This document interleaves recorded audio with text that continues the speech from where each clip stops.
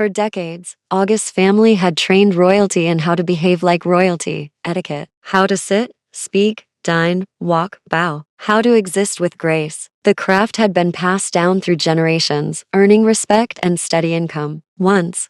But the world had changed. Modern times had little patience for rigid etiquette. Royals mingled freely with commoners, traditions loosened, and the demand for formal training was barely anymore.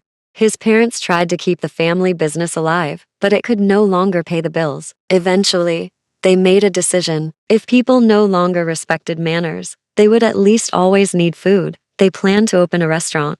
The problem was money. Then, unexpectedly, an email arrived. From the Palace of Bexley, the Crown Prince Charles was to marry Princess Caroline of Carrington. But before the wedding, the Bexley royal family required Caroline to be trained in proper royal etiquette. Carrington had long embraced modernity. Traditions were relaxed, and Caroline herself had been raised with little regard for royal protocol. Bexley, on the other hand, still upheld tradition fiercely. Before Caroline could marry into their royal family, she had to be transformed, refined, polished, and taught how to carry herself as a proper royal. For August and his family, it was everything. The commission was significant. If they succeeded, it would fund their restaurant and secure their future. Naturally, August's mother intended to take the job herself, but on the morning she was scheduled to meet the royal family, she woke with a fever. That left August. He had been trained all his life for this work. He had taught children of noble families, wealthy socialites, even minor aristocrats, but never a crown princess, never within the walls of a palace. There was no time to hesitate. Royals despised tardiness. August rushed. He arrived at the royal residence just in time, early even. As he was escorted through the palace by servants, awe crept over him. He had seen grand homes before, mansions and estates, but this place felt like a city unto itself, vast, elegant, breathtaking. He was seated and told to wait while his arrival was announced. Alone at last, the nerves fully set in moments, he would stand before the queen. His stomach chose that moment to growl loudly, whether from anxiety or the breakfast he had skipped. As he silently prayed his hunger wouldn't betray him further, a tall figure passed by. Sharp features, soft, loose curls brushing his cheeks. Dressed in a plain t-shirt and sweatpants, carrying a plate of pastries, but what captured August's attention wasn't the man, it was the plate of pastries in his hands. Without thinking, August made a small, sharp sound. Psst. Then in a hushed whisper, "Hey," the man stopped. Prince Charles of Bexley turned. He turned at the sound, only to find himself being waved at enthusiastically by a very plain-looking stranger, with bright, glistening eyes and a wide grin that crinkled at the corners. Kind of cute. Charles glanced around, then pointed to himself in silent question. August nodded eagerly, motioning him over again. Confused but amused, Charles walked toward him. Impatient with how slowly he was moving, August reached out the moment Charles was close enough, gripping his arm and tugging him nearer. He smiled sheepishly, getting straight to the point. "Are you, by any chance, going to give those pastries to someone?" Charles blinked, then shook his head slightly. "I was planning to eat them myself." August clapped his hands together, grinning. "Great." Then, softening immediately, he pleaded, "Do you think you could share? Even just one tiny fruit tart?" His eyes were fixed on the plate, practically drooling. Before Charles could answer, August launched into a breathless explanation. How he'd skipped breakfast, how he never skipped breakfast, how he'd rushed here, how nervous he was about meeting the queen. Charles listened, bemused, talkative he thought, but not annoying. Without a word, he extended the plate toward August. "You can have all of it." August froze mid-sentence. "Huh, all of it?" Charles nodded and gently placed the plate into his hands. August's eyes lit up. "Are you sure? Then I won't hold back." "Thank you." He immediately began stuffing his mouth with pastries. Charles watched, thoroughly entertained. Between bites, August mumbled, "You're really kind. I hope everyone here is like you. I've worked with wealthy people, nobles too. They can be so stuck up. I can't imagine how actual royalty must be. I've heard stories of how full of themselves they can be, always stiff, no personality." Charles said nothing. He just watched, lips twitching. Just then, August spotted the queen approaching. Panic, he shoved the plate back into Charles's hands. turning his back slightly as he chewed frantically, swallowing as fast as he could. Once done, he straightened his posture, smoothed his clothes and turned, composed, professional, ready. Before he could take a step, a hand cupped the side of his face. August startled as fingers rested gently along his jaw, a thumb brushing his cheek. Charles turned his face slightly and pulled out a handkerchief, carefully wiping the crumbs from his lips. August blinked then relaxed, smiling gratefully once he realized what was happening. "Oh, thank you," he whispered. "You're really nice. We should be friends. I think coming here would be less terrifying if I have a friend like you." Charles nodded faintly. August grinned and gave his shoulder a light punch. "Done. We're friends now." Then he added, "Since we're friends, do you think you could pack the rest of the pastries for me to take later?"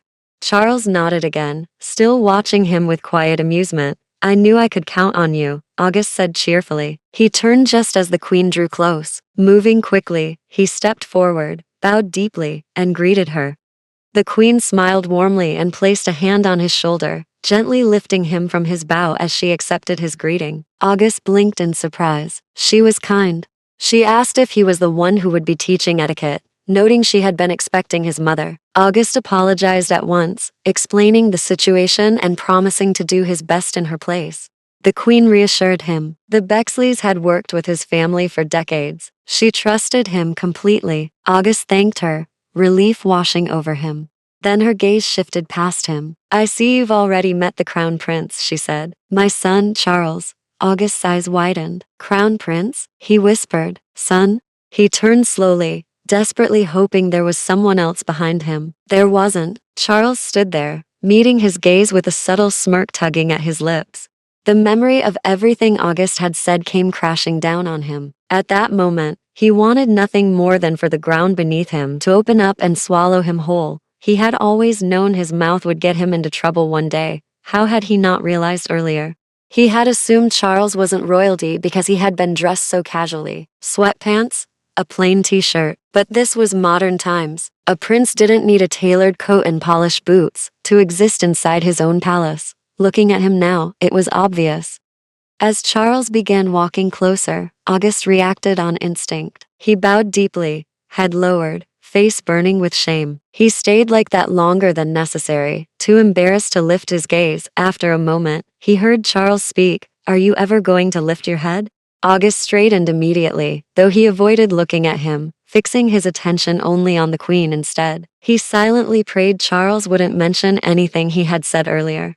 The queen, unaware, continued speaking. She talked about Princess Caroline, whom August would be training, complaining lightly about her lack of punctuality. Caroline, she explained, had called to say she could only arrive later in the evening.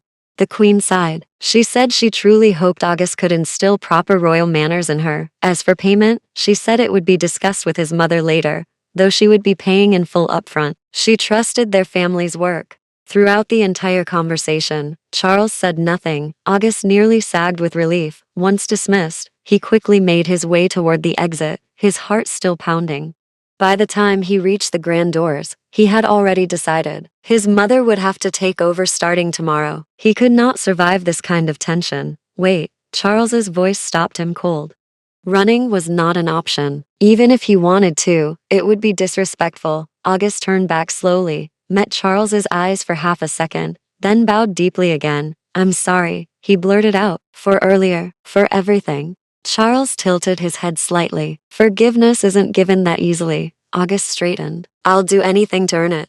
Charles pretended to think, eyes drifting away for a moment, before he shrugged. "It's fine, forget it. I don't want you thinking I'm full of myself with no personality." August almost wanted to cry. Was that forgiveness? Or not? He bowed again, thanking Charles for not telling on him, and apologizing once more for his carelessness. "What would I gain from telling?" Charles replied calmly. Then he held out a small bag. "Packed pastries for you to go." August's face burned with embarrassment as he took the bag, unsure of what to say. He attempted to return it. "I can't take this." "Are you refusing the crown prince?" Charles's eyebrows rose. August's hands dropped. How could I? He couldn't take it, couldn't give it back. All he could manage was a stammered, "Thank you, Your Royal Highness."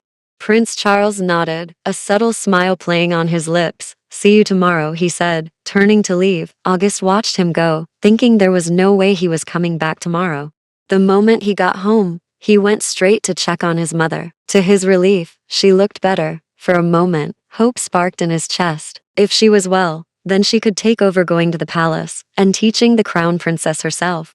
But that hope didn't last long. She refused. The queen had already acknowledged August personally. This wasn't just any job. It was the palace. They couldn't simply switch instructors as they pleased. Besides, the queen had said she trusted him, that she was confident he would do a good job. The payment had already been sent in full, and they needed that money now, especially with preparations for the restaurant underway. It will keep them busy. August tried to protest, but neither of his parents listened. There was no escape. He had to go back tomorrow. And every day after that, back to the palace, back to Prince Charles. The next morning, August made sure to eat before leaving. He wasn't about to embarrass himself again by saying something reckless out of hunger. As he walked through the halls, he kept glancing around cautiously, checking his sides, then behind him, making sure Prince Charles was nowhere in sight. He was so focused on looking everywhere else that he forgot to look ahead. He walked straight into something solid, or rather someone. August looked up, eyes widening in shock. Prince Charles. Charles glanced at him briefly, then leaned forward slightly, peering past him as if searching for something. Who are we hiding from? August's vision filled with Charles's neck and the slow movement of his Adam's apple as he spoke, his face far too close for comfort. Then the scent hit him. Fresh, sweet, faintly floral. Charles looked back down at him, their faces now uncomfortably close. August immediately stepped back and bowed deeply. Your Royal Highness, he said quickly. I'm so sorry. I wasn't looking where I was going. Before Charles could respond, a woman suddenly wrapped her arms around him from behind, turning her attention to August. Who is this? August didn't need an introduction to know who she was. Crown Princess Caroline, Prince Charles's fiancée. He bowed again, greeting her and introducing himself. Caroline immediately released Charles and stepped toward him, grabbing his hands with unrestrained enthusiasm. Oh, thank goodness, she said with a wide smile. I was terrified my etiquette teacher was going to be some old, grumpy woman. I'm so glad it's you. We're probably around the same age. We're going to get along just fine. Before he could react, she pulled him into a quick hug. Her excitement was infectious, and August found himself smiling, until his eyes flicked past her and landed on Charles. The prince stood there with his arms folded, staring, expression unreadable. August gently stepped back at once. Your Highness, he said carefully to Caroline, as the crown princess, you shouldn't casually embrace others, especially those of a lower status, and especially members of the opposite sex. Caroline blinked, surprised. In formal settings, August continued, steadying himself. I bow to you. You acknowledge it, then ask me to rise. She pouted. Oh, I thought we were friends. Now you're acting like those old, grumpy etiquette teachers. That's exactly why I'm here, August replied with a small, apologetic smile. Please cooperate with me. Then he leaned in slightly and whispered, we can be friends when I'm not working. Caroline's face brightened instantly. Satisfied, she nodded and followed his instructions perfectly. August let out a subtle sigh of relief. This job might not be impossible after all. Caroline was sweet and friendly. Nothing like the spoiled, rude princess he had feared. She dressed exactly like her personality. Bright, bubbly, free-spirited. She didn't resemble royalty at all. She definitely needed etiquette lessons. The work itself might be easy, but August had a feeling the road ahead would still be a long one. Caroline clapped her hands together brightly. So, she asked, what are we doing today? August straightened instinctively. We'll start simple, he said. Dining etiquette. Caroline's eyes lit up. So, eating? Not entirely, August replied carefully. She immediately turned to Charles. You should come with us. Maybe you'll learn something too. No. The word burst out of August's mouth before he could stop himself. Both of them stared at him.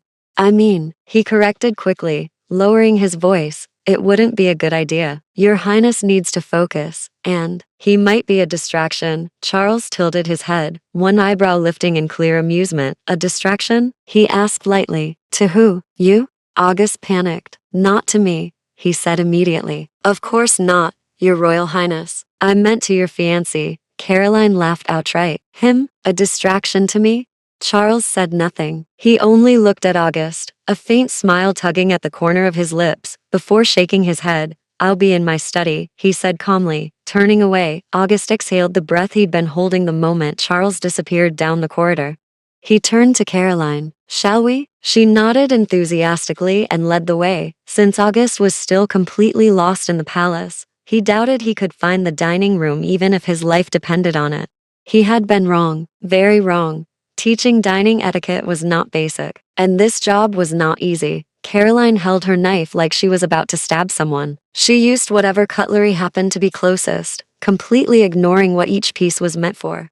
August stared in disbelief. "How do you not know this?" he asked before he could stop himself. Caroline shrugged. "Why does it matter? The food still ends up in my mouth." August closed his eyes. She had grown up in a palace. Even if she didn't use them herself, she should have at least seen how these things were done. Instead, he found himself teaching her from the very beginning, as if she were a kindergartner. Back straight, shoulders relaxed, no elbows on the table, napkin on the lap, no scraping the plate, no clinking the cutlery, small bites, quiet chewing, proper posture. Which utensil was for what? Caroline complained through every single rule. August had to take deep breaths just to keep his sanity. At one point, he resorted to pleading with her, reminding her how important this job was to him and his family, how much it meant, how she could help him simply by cooperating. "You can eat however you want in private."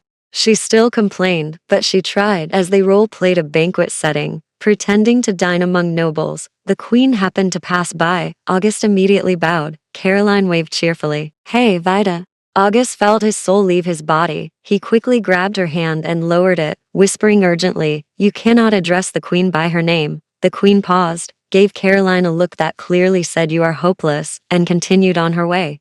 August had to step aside to a window and breathe. When he returned, he said firmly, "We're pausing dining etiquette." Caroline frowned. "Why?" "I was just getting the hang of it." "Because," August replied, "learning how to address people properly is even more important." The rest of the day was spent drilling greetings and titles, how to speak to the king and queen, the crown prince, other members of the royal family, and even those of lower rank. They took breaks to eat. They walked through the palace so August could familiarize himself with the place. When it was finally time to clock out, August collapsed onto a nearby sofa exhausted. All he could think about was going home, eating, and sleeping in his own bed. Caroline plopped down beside him, phone in hand. "Which ones should I post?" she asked, scrolling through photos of herself. Then she scoffed. "Never mind. You're probably going to say something like, 'Your posts must match your image and royal status,'" she added in a mock imitation of him. August smiled tiredly. "I would have said that during my working hours, but I'm clocked out now. Let me see." Her face lit up instantly. She showed him the pictures, and August picked the ones he liked. Some polished, some not particularly royal at all. Caroline loved them. "You have good taste," she said. "I was thinking of choosing the same ones." Then she added, grinning, "I like you better when you're not bothering me with etiquette." August helped her come up with captions, and soon they were scrolling through Instagram together, commenting on posts and shamelessly judging hot guys. August only realized how late it had gotten when he noticed the sky outside had darkened. He quickly gathered his things and stood to leave. Caroline walked him out, chatting casually as they made their way through the palace halls. On the way, they ran into the queen. August immediately bowed, announcing that he was heading home for the day. Caroline paused then, to August's surprise, she bent properly and said clearly, "Your Majesty," just as she had been taught. The queen's eyes lit in visible surprise, then she smiled. Her gaze shifted from Caroline to August, warm and approving. "I knew I could count on you," she said. "With you here, there is hope for Caroline." August felt a quiet swell of pride, and gave Caroline a discreet thumbs up behind the queen's back. Caroline grinned. The queen invited August to stay for dinner, but he politely declined, explaining that his family would already have food prepared at home. She accepted that, but then added something else. From now on, she said, he would be picked up from home by a driver and dropped off after lessons. She would not be accepting refusal. August didn't even try to decline. No more waking up early to catch the bus. He thanked her and took his leave. As he walked out, he glanced around instinctively, half expecting to see Charles. But he hadn't seen him since that morning. A driver soon found him and led him to the car that would be handling his transport from now on. August opened the back door, and froze. Prince Charles sat inside, elegantly relaxed, a book resting in his hands. August yelped internally and shut the door immediately. He turned to the driver, whispering urgently, "Why is the crown prince in the car?" The driver answered, "His Highness decided to run a few errands, and didn't mind dropping you off on the way." August asked, "Do I have to go in this car?" The driver nodded. August sighed. He tried for the front seat instead, but when he opened the door, he found it occupied by several boxes. There was no escape. Resigned, he opened the back door again and climbed in, offering a small, respectful bow. Charles acknowledged him with a nod, never once looking up from his book. The car began to move. The silence was unbearable. Charles appeared perfectly at ease, absorbed in his reading. August, on the other hand, sat rigidly, hands clasped in his lap, heart racing. He focused on giving the driver directions to his house, anything to distract himself. Charles didn't say a word. By the time they arrived, August didn't waste a second. He practically bolted out of the car, bowing hurriedly without even waiting for acknowledgement, then rushed toward his house. Inside the car, Charles finally lifted his gaze from the book, just in time to see August disappear through the door. A faint smile tugged at his lips. Over the next few days, August still hadn't recovered from his embarrassment. He avoided Charles whenever he could, but unfortunately, avoidance only worked during the day. After work, without fail, Charles was always in the car. Somehow, he always had errands to run at the same time August needed to go home. Charles would sit quietly, face buried in a book, completely at ease. August, on the other hand, spent every ride itching to get home and escape the awkward atmosphere he felt he had created all on his own. One evening, as the silence stretched yet again, August finally decided he had had enough. This couldn't go on. Charles clearly didn't seem bothered by their first embarrassing meeting. The awkwardness existed entirely in August's head. If they were going to keep sharing a car, he needed to move past it. At the very least, he needed to make things less uncomfortable. He glanced at Charles, then looked away, then glanced again. "What do you even ask a crown prince?" His eyes landed on the book. "Your book looks interesting," August said suddenly. "May I ask what it's about?" Charles lifted his head. Before he could answer, August hurried on, already second-guessing himself. "It's probably about politics, or managing kingdoms, or something like that." Charles blinked once. "It's a romance." August let out a small, surprised sound. "Huh?" Charles studied his reaction with feigned amusement. "Why are you so shocked?" August hesitated. "You just don't look like you're into that kind of thing." "And what do I look like I'm into?" Charles asked mildly. August opened his mouth, then closed it again. He didn't have an answer. He just hadn't imagined the crown prince seriously reading a romance novel. "Do you read romance too?" Charles asked. "I like romance," August admitted, "but I prefer watching instead of reading." "This one's being adapted into a movie," Charles said. "It'll be out soon." He paused, then added, "Would you like to watch it with me?" August almost said yes. The word was already forming on his lips when reality crashed back in. He remembered the fiancé. "That wouldn't be appropriate," he said carefully. "You should watch it with your wife-to-be." Charles nodded, turning back to his book, but August caught the brief flicker of disappointment that crossed his face before it disappeared. The silence returned. Determined not to let it settle again, August spoke up. "If you like romance movies, I can recommend some." "I've probably seen them all," Charles replied. August laughed, unconvinced. "All of them?" He began listing every romance movie and series he could remember, one after another. To his surprise, Charles had seen every single one. Eventually, August ran out. "I told you," Charles said quietly. "I believe you now," August replied, smiling. "So which one's your favorite?" "They're all good," Charles said, "but my favorites aren't on your list." "Then I want to watch yours," August said immediately. "The ones I mentioned are my favorites, and I don't know any others that can top them." Charles's lips curved slightly. "You haven't watched enough then." They continued talking. Movies, series, scenes they liked, characters they loved, until the car slowed to a stop. They were already outside August's house. He hadn't even noticed till the driver informed him. He bowed properly this time, unlike his usual abrupt exit. Charles nodded, eyes warm. "See you tomorrow." "I won't be at the residence tomorrow," August replied. "Weekends are my off days." "Oh," Charles said softly. Then, after a beat, "Then, see you on Monday?" August smiled and nodded. "See you on Monday." As August walked into his house, Charles watched until the door closed behind him. Only then did he tell the driver to move. Once home, after eating and freshening up, August collapsed onto his bed. He reached for his laptop and searched up the series Charles had mentioned in the car, Charles's favorite, and pressed play, curious to see how it could possibly top everything he loved. It didn't take long. Without realizing it, August was pulled in completely. One episode turned into three. Three turned into an entire season. He didn't even notice when night faded into dawn, his eyes glued to the screen. By the time the weekend ended, August had barely slept. He spent 2 full days hunched over his laptop, surviving on snacks and excitement, heart clenching and soaring with every twist in the story. It was that good. More than once, he found himself reaching for his phone, wanting to rant, to complain, to gush, to cry to someone who would understand. He almost called Charles. Then reality hit. He didn't even have his number, and even if he wanted it, there was no way someone like him, a commoner, an employee, could casually obtain the Crown Prince's personal contact. That kind of information belonged in a completely different world. By Monday morning, August barely managed to drag himself out of bed. He had finished the series at last, but at the cost of his good night's sleep. With only a few hours of sleep across the entire weekend, he felt like a walking corpse. He got dressed on autopilot and dozed off, almost instantly in the car on the way to the royal residence. He was barely conscious as he stepped into the palace, which was how he walked straight into Charles. "What happened to you?" Charles's laughter was soft. Before August could react, Charles cupped his face gently, brushing his thumbs under August's eyes. "You look like a panda." August froze. Then Charles stepped back, already pulling out his phone. He snapped a picture and turned the screen toward him. August's eyes widened in horror. "Oh my God," he groaned. "I look like a mess."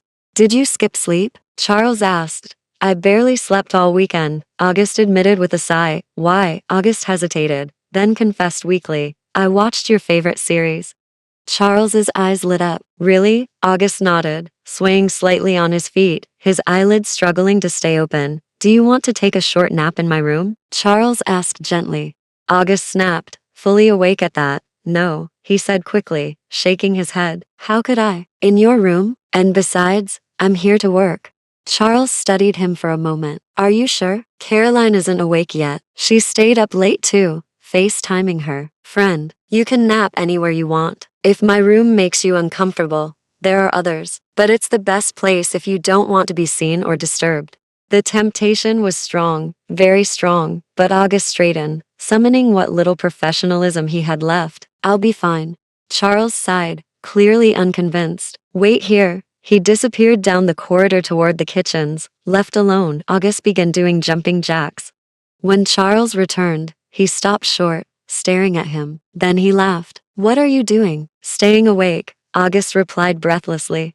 Charles walked over without another word, took August's hand, and gently pulled him down onto a nearby sofa. Charles moved behind August quietly, 2 spoons pressed cold against his palms. He gently placed them over August's eyes. August flinched at the sudden chill. "What are you doing?" "Cold spoons," Charles replied calmly. "They're supposed to help with eye bags." "Do they actually work?" August asked skeptically. "I've seen Caroline use them," Charles said. "So, maybe, we'll know in a few minutes." August nodded, mumbling. "I've learned my lesson. I'm never staying up all night before work again."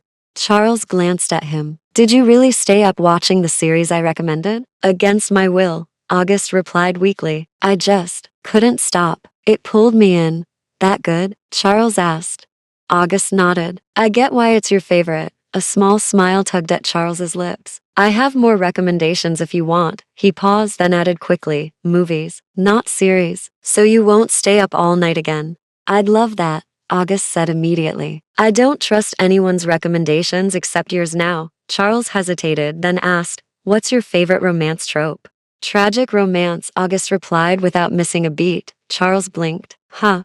Really? I love getting my heart shattered," August said honestly, crying my eyes out. Then, as if realizing how that sounded, he added quickly, "Only in movies, not in real life." Charles's voice softened. "Then what kind of romance do you prefer in real life?" August mumbled something in response. "What?" Charles leaned closer. Before August could repeat himself, his head tilted forward and dropped. Charles reacted instantly, catching August's face in his palm. He stared at him for a second, surprised, though not entirely. He really needed sleep. After standing there for a while, his legs beginning to ache, Charles carefully lowered himself onto the sofa, gently guiding August's head to rest against his shoulder. That was when Caroline walked in on them. She stopped short, gasping. Then her shock melted into a wide, delighted grin. "What's going on here?"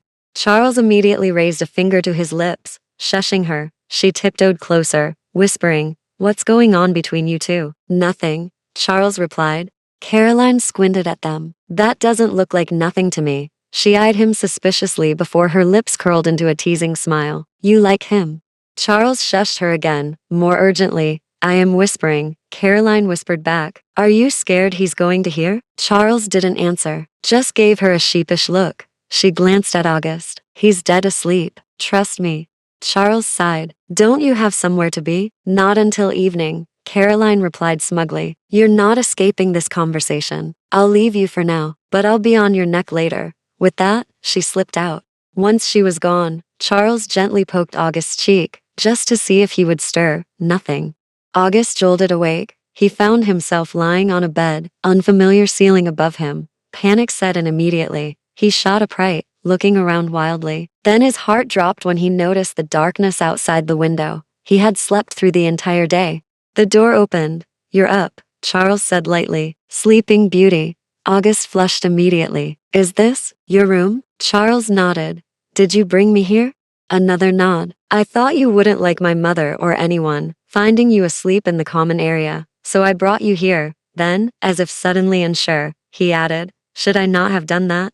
No, August said quickly. "Thank you." He let out a heavy sigh before launching into apologies, apologizing for inconveniencing him, for sleeping so long, for not even realizing when he fell asleep. "I never sleep like that," he added. "You should have smacked me, or thrown something at me." Charles frowned. "How could I possibly do that?" He paused. "I did consider waking you. I was worried you hadn't eaten anything, but you really needed the sleep, and Caroline also convinced me to let you rest." August inwardly scoffed. Of course she did. That was definitely so she could skip lessons. "Where is she?" August asked. "She went out," Charles replied. That confirmed it. Charles noticed August rubbing his temples repeatedly and asked if he was all right. "I've got a bit of a headache," August said. "Probably from sleeping too long." Charles immediately looked concerned. "Do you want to go to the hospital?" August couldn't help but laugh softly. "It's just a minor headache. I'll be fine after eating." Charles offered to let him eat something before leaving, but August politely declined, saying there would be food at home. Right on cue, his stomach growled loudly. Charles asked, "Are you sure you don't want even a bite of something?" Before August could answer properly, Charles took his hand and led him to the kitchen. The moment August saw the spread laid out, rows of different dishes, his mouth watered. "Go ahead," Charles said. "Eat whatever you want, as much as you want." "I can do that?" August asked. Charles nodded. August grabbed a plate, fully intending to be modest, but somehow, without realizing it, he found himself holding a third plate piled high with food, eating without restraint. Once he realized, he set the plate down in embarrassment. "I should go home now." He bowed hurriedly and practically ran off. At home, he couldn't even join his parents for dinner. He was far too full. After freshening up, he collapsed straight into bed, exhaustion weighing him down despite having slept all day. As he lay there, relaxed and drifting, his phone buzzed. From an unknown number. "How's your headache now?" August stared at the screen. There was only one person who knew about that. August stared at the screen. He wondered how Charles had gotten his number. He replied that his headache was gone after taking a shower. Charles said he was relieved to hear that, then wished him a good night.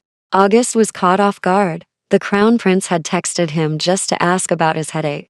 Charles, on the other hand, had spent far too long thinking about what to send as his first message. In the end, he settled on asking about the headache. He wanted to say more, but couldn't and found himself sending good night instead. August quickly saved the number. Having the Crown Prince's contact in his phone was a flex after all. Over the following days, August grew more comfortable around Charles, though he maintained a formal tone with him, unlike with Caroline, whose formality he had dropped on the first day. They talked often about movies and shared interests. Weekends became movie days, and most of his picks came from Charles's recommendations. One weekend, while crying in frustration over a movie, August called Charles without even realizing it, wanting to share what he was feeling. He only realized what he'd done when the call connected immediately, and Charles's voice came through. Hello, August panicked and hung up at once. A second later, reality hit him. He had just hung up on the Crown Prince. He stared at his phone, torn between calling back to explain or pretending it never happened. Before he could decide, Charles's call came through. August answered immediately. I am sorry, I must have but dialed you. Concern in his voice, Charles asked, Are you all right? You sound like you've been crying. August answered immediately. I'm fine. It's just a movie. A movie? Charles asked. What kind of scene makes you cry like that? August began explaining, and before he realized it, he was narrating every scene, complaining, cheering, crying, and reacting out loud, while Charles stayed on the call listening. They practically watched the movie together. From then on, it became a habit. On weekends when August got emotional, he would call Charles without realizing it. Other times, Charles would call first, casually asking what movie August was watching that weekend. The anniversary ball of the king and queen was approaching, and August was summoned by the queen. She informed him that he would be given a temporary leave from teaching Caroline etiquette. She explained that she wanted Caroline and Charles to perform a dance for the ball, and since Caroline knew nothing about ballroom dancing, she planned to hire a professional dance instructor to teach her and choreograph the performance. August was secretly thrilled, a break from Caroline. Before he could enjoy the thought for long, Caroline, who was present, spoke up. There's no need to hire anyone, she said. August can do it. August turned sharply to glare at her. Caroline only smiled innocently. The queen looked amused and turned to him. Do you know ballroom dancing? Unfortunately, he did. The queen was delighted. She immediately entrusted him with teaching Caroline and choreographing the dance, saying that if he could transform Caroline's etiquette in such a short time, she trusted him with the dance as well. And of course, it came with additional pay. That was the only part that truly excited August. He now had only a few days to teach Caroline the basics from scratch and come up with a choreography.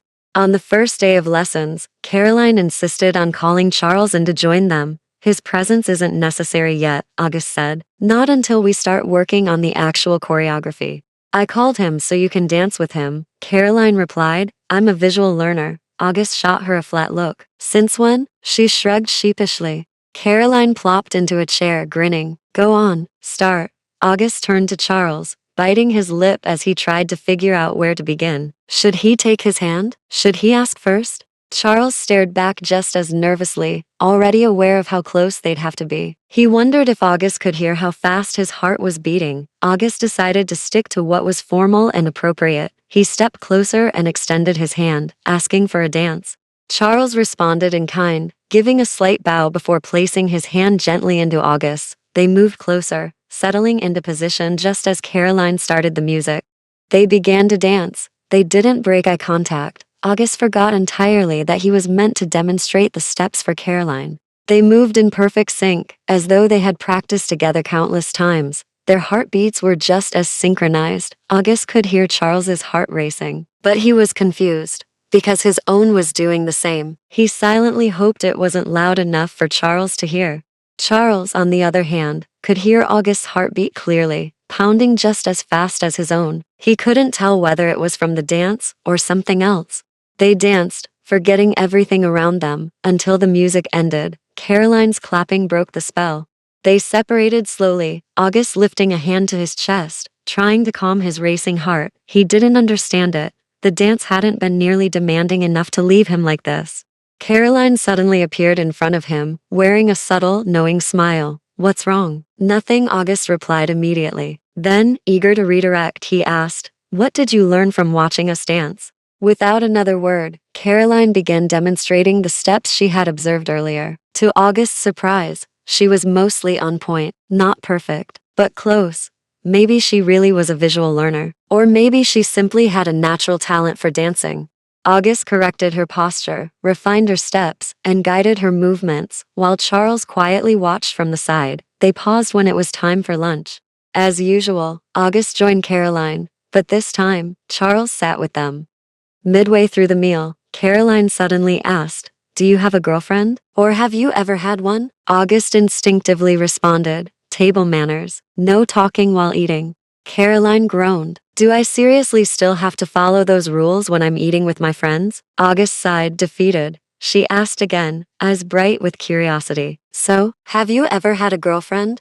No, August replied calmly, but I've had boyfriends. Without realizing it, Charles blurted out, how many? August turned to him, surprised. Charles quickly straightened, trying to look unaffected.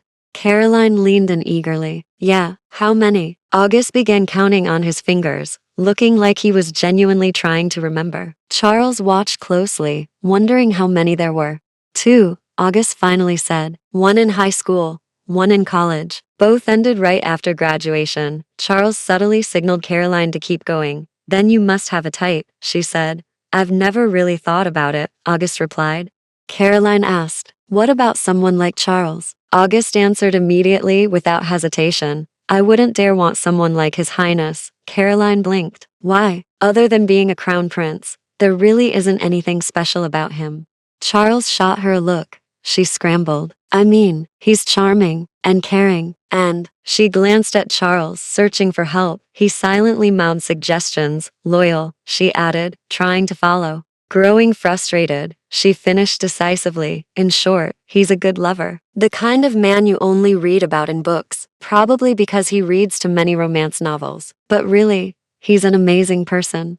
Charles waited, looking for August's response. August simply smiled. You must feel very lucky to have him, and to be spending the rest of your lives together. Charles and Caroline exchanged a look. That wasn't what they had expected. They had momentarily forgotten that, in August's eyes, they were engaged. To him, Caroline likely sounded like she was bragging about her fiancé. The following days were filled with dance practice. August taught both Caroline and Charles the choreography he had created. August danced far more with Charles than Caroline did, since she insisted she learned best by watching them. And annoyingly, it worked. August couldn't complain. Charles was also cooperative. On the day of the party, August found himself nervous. He hoped they wouldn't make any mistakes, especially Caroline, and that the king, the queen, and the gathered guests would be impressed by the routine he had created. Soon, it was time for Charles and Caroline to take the floor for the opening dance. August watched from the side, attentive and focused, his eyes following every step as they moved in time with the music. Then unexpectedly, his gaze met Charles's. His heart skipped. Charles's eyes were on him, fixed, steady, lingering. Not once did they stray to his partner. August wondered, why was the prince looking at him instead of Caroline? And more unsettling still, why did that gaze make his chest flutter so strangely? It was awkward, he told himself. Anyone would feel flustered if someone stared at them like that. That had to be the reason. The music came to an end, and the room erupted in applause. August exhaled, only then realizing how tense he had been. He glanced toward the king and queen and saw that they looked genuinely pleased. After the dance, Charles and Caroline approached the royal table to congratulate the king and queen on their anniversary and present their gifts. The queen rose from her seat, her expression warm, and took their hands, placing them together. She announced that in addition to celebrating her anniversary with the king, there was another joyous occasion to share. The wedding date of Crown Princess Caroline of Carrington and Crown Prince Charles of Bexley had been set. They would officially be married in 2 months' time. The applause thundered through the hall once more. August felt his heart sink. Why did it hurt like this? He was supposed to be happy for them. This was good news. This was exactly what everyone had been working toward. His thoughts spiraled uncontrollably until he heard his name. The queen called him forward. She praised him publicly, commending how he had managed to transform Caroline in such a short time, and complimenting the elegance and beauty of the dance routine he had choreographed. This should have been his moment. He should have been bursting with pride. Instead, his eyes kept drifting back to Charles. When their gazes met again, the truth hit him with terrifying clarity. He had fallen for Charles. His mind recoiled immediately, rushing into denial. No, he couldn't have. Charles was engaged. Caroline was his friend. How could he even think this way? He wasn't raised like this. His parents would be deeply disappointed in him. Maybe it was a good thing the wedding date had been announced. His work here would soon be over. He wouldn't have to return to the palace. He wouldn't have to see Charles again. The thought brought relief and pain. Leaving Caroline would hurt too. She frustrated him endlessly, but somewhere along the way, she had become a genuine friend, one he wasn't ready to lose. August left early, shortly after the Queen's speech. He needed space, silence, time to untangle the chaos inside his chest. Later that night, his phone chimed, a message from Charles. "Why did you leave early? Are you okay?" August stared at the screen, then sighed. He couldn't ignore the Crown Prince. He couldn't leave him on read. Blocking him wasn't even an option. He replied briefly that he was fine and made sure to hint that he was busy, hoping Charles wouldn't continue the conversation. Thankfully, the next day was a leave for all non-resident workers, followed by the weekend. He wouldn't have to go to the palace. He wouldn't have to face either of them. As the day dragged on, August found himself restless and suffocated by his own thoughts, by the guilt, the confusion, the feelings he wished he didn't have. Unable to stay in bed any longer, he went to the restaurant they were preparing to open and helped his parents. Instead, he threw himself into work over the weekend, turning off his phone so no one could reach him. But escape was temporary. Monday came far too soon. As August headed back to the palace, he silently prayed that when he saw Charles again, his heart wouldn't flutter, that the feelings would be gone, that everything had just been a misunderstanding. He walked inside. Neither Charles nor Caroline was in sight. He asked about Caroline and was told she had requested for him to come to her room as soon as he arrived. August headed toward her chambers. The moment August stepped inside, confetti rained down on him, followed by the shrill sound of a party whistle. "Happy birthday." August froze, stunned. For a second, he simply stared, then laughed softly in disbelief. He had completely forgotten it was his birthday. "How did you know?" She grinned. "Charles told me." August blinked. "His Highness? How did he even know about his birthday?" Caroline sighed dramatically. "He should have told me earlier. I would have thrown you a proper party." "There's really no need," August replied quickly. "I don't usually make a big deal out of my birthdays. It's just another day." Caroline frowned. Birthdays are supposed to be a big deal. She paused, then smiled again. "I'll still do something for you, just not today. I'm going on a date." August felt that familiar, unpleasant twist in his chest. "With His Highness?" he asked quietly. Caroline shook her head. "No, my boyfriend." August stared at her. "Boyfriend?" Then he gasped, lowering his voice to a loud whisper. "Are you cheating on His Highness?" "No," Caroline snapped, then sighed. "It's about time you knew. We're only getting married for political reasons. We're not in love." She leaned back and began explaining. Centuries ago, the kingdoms of Bexley and Carrington had been one. That was until the Carringtons betrayed Bexley for wealth and resources, breaking away to form their own kingdom. They wanted unity again, but Carrington had insisted it could only happen through marriage, between the Crown Prince of Bexley and the Crown Princess of Carrington. August asked, "Knowing you, I can't imagine you agreeing to a marriage you didn't want. Why not run away with your boyfriend, like in movies?" "My dad would never admit it. But Carrington is struggling, badly. Standing alone, will crumble. We need Bexley's resources to survive." She continued, "After the merge, my father worries Bexley might discard us once they have all the power. So the marriage is leverage, security." As for her, she liked her life the way it was. She loved her boyfriend, yes, but she also loved comfort, privilege, and security. If marriage was the price of keeping all that, she was willing to pay it. Her boyfriend, she admitted frankly, could not offer her the same life. Her parents had never interfered in her relationships before, but now her marriage had become essential to the kingdom's future. The plan was simple: marry Charles, finalize the merger, and divorce afterward whenever they wanted to. After a moment of hesitation, August asked quietly, then, "Why did Charles agree to the marriage?" Caroline shrugged. "I just asked. He didn't really have a reason to refuse. He didn't have anyone he liked and wanted to be with, and even if he did, it would be hard to be with them." "Why?" August asked. She tilted her head, lips curving into a knowing smile. "I don't think the marriage will happen anymore. Charles might have a reason not to go through with it now." "What reason?" Caroline just looked at him. He caught the look immediately. "Why are you looking at me like that?" She shrugged. "Nothing." Then she turned toward her closet, pulling out outfits and asking August to help her choose. As he assisted her, his mind wandered. Why would Charles suddenly not want to go through with the marriage? Did he have someone he wanted to be with now? Afterward, August asked what they would be doing for the day, considering she had plans to go out. "We can have a short lesson," Caroline said. "I'm leaving closer to evening. Then she added casually, "You're coming with me."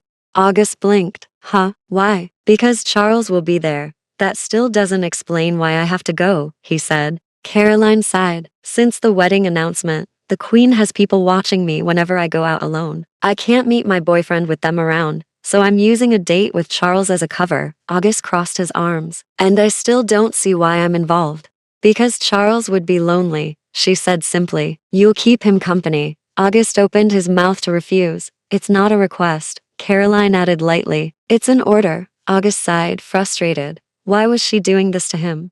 He was trying so hard to rid himself of these growing feelings for Charles, and now he was being dragged into a situation where he'd have to be alone with him. Even if there was no love between Charles and Caroline, his feelings were still wrong, and he didn't want them. For the rest of the day, they focused on light public speaking exercises and a few remaining details. As August taught, it dawned on him that they had already covered nearly everything he had prepared. His time at the palace was coming to an end. When the lesson ended, August left Caroline to get ready for her date and wandered the palace halls on his own. He hadn't seen Charles since arriving that morning. By the time Caroline was finished and ready to leave, Charles still hadn't appeared. She had just pulled out her phone to call him when he emerged down the corridor, a small gift box in his hand. August's heart skipped. Caroline hurried over to Charles, the two of them whispering something to each other, before Charles excused himself and headed to his room, presumably to get ready as well. Even knowing now that their engagement wasn't built on love, they still looked close. August wondered if Charles had feelings for Caroline after all. Was that why he had agreed so easily to the engagement? They waited by the car for Charles to return. August intended to take the front seat, leaving Caroline and Charles together in the back. But Caroline beat him to it the moment Charles stepped outside. I like sitting in front. August had no choice but to sit in the back, his nerves already coiling tight. Charles slid in beside him. His cologne filled the space between them. Hey, Charles murmured softly. August gave a small bow in greeting, barely meeting his eyes.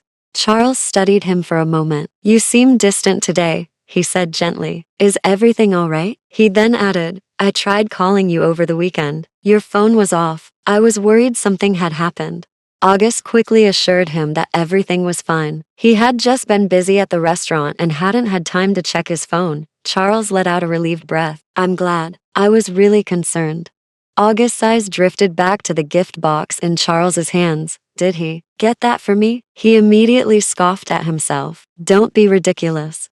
They soon arrived at a restaurant so elegant August could only dream of dining at. Inside, it was completely empty. Was it always like this? Or had it been cleared out because of the crown prince and princess? Before he could dwell on it, Caroline ran ahead and threw her arms around a man, clearly her boyfriend, kissing him without hesitation. August glanced at Charles, watching closely for any reaction. There was none.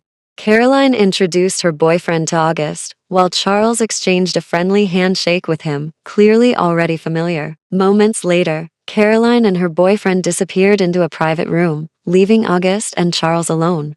The air between them shifted. Quiet, awkward. Charles gestured toward a table and pulled out a chair. Please. August sat down slowly. Thank you. Charles took the seat across from him. Silence stretched between them until Charles asked, Would you like to order something? August was about to decline, but Charles had already waved over the waiter. When the menu was placed in front of him, August's mouth watered. Everything looked incredible and impossibly expensive. He couldn't afford food like this. More importantly, he didn't want Charles to feel obligated to pay for him. I'll just have water, August said at last. His stomach betrayed him with a loud growl. August flushed. He hadn't eaten all day, too nervous about this date, because that's what this felt like. Charles chuckled softly. Then I'll take everything. August blinked. Everything?